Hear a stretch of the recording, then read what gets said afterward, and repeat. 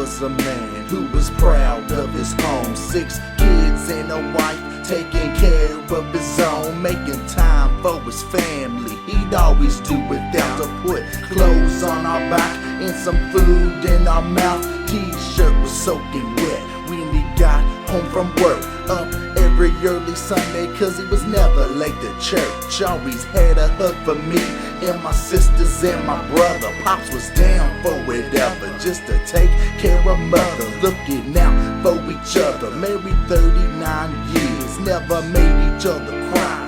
Except those happy tears, he stayed true to my mama and never told her lies. Daddy would never turn his head when other girls would walk by. The best husband in the world in each and every way. Our mama's birthday, anniversary, Valentine's and Mother's Day. He had a perfect heart, his love was enough, but no one would suspect that my daddy had a bluff. Father, just kill the man, put a gun against his head, pull the trigger, now he's dead.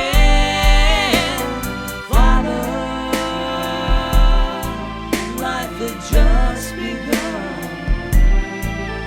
One January night, things would never be the same. God wanted my mama home, so that night the angels came. She took a one-way trip to heaven, that place up in the sky where those good people go to rest in peace when they die. So me and Dad are left alone to put the pieces back together of this puzzle called a family, hoping things would get better. Cause never in my life have I seen my daddy cry like a baby. I'm going crazy, maybe God can tell me why. That my dad is telling me that you took her and you're wrong. Talking about killing himself to reunite with my mom every night for a year. Putting a gun up to his head, bluffing but not pulling the trigger, but just wishing that he's dead. Saying he can't live alone in this world without his wife. And if God won't take him home, he's gonna take his own life. Through it all I'm trying to cope and trying to stay tough every night before I sleep, thinking about my daddy's bluff. Father, just kill the man, put a gun against his head, pull my trigger, now he's dead. Father, life had just begun. Coming home one day from work, it was about 6 o'clock. Daddy called me to his room, said he wanted to have a talk. So I opened up his door. Dad handed me a letter, told me to read it when it's over, then grab his knife from the dresser. Looking in my own eyes, face to face, gun in hand, his face is white. I'm confused and I don't understand.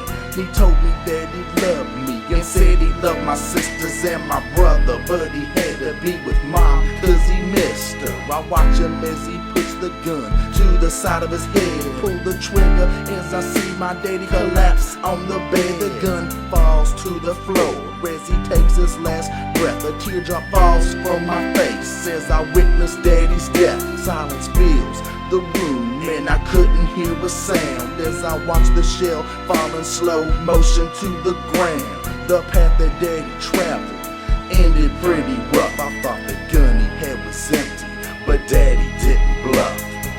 Dad, can you hear me? I pray to God you can, because this will be my last communication with you until I see you on Judgment Day. You got to tell me you loved me before you left, but I never got to tell you. So I'm telling you now that I love you, I miss you, and I forgive you. Goodbye, when Dad. I find myself in times of trouble, Mother Mary comes to me, speaking words of wisdom, let it be.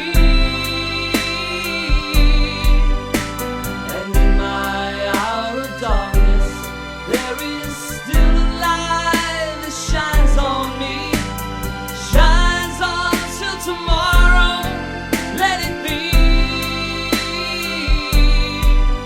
When I find myself in times of trouble,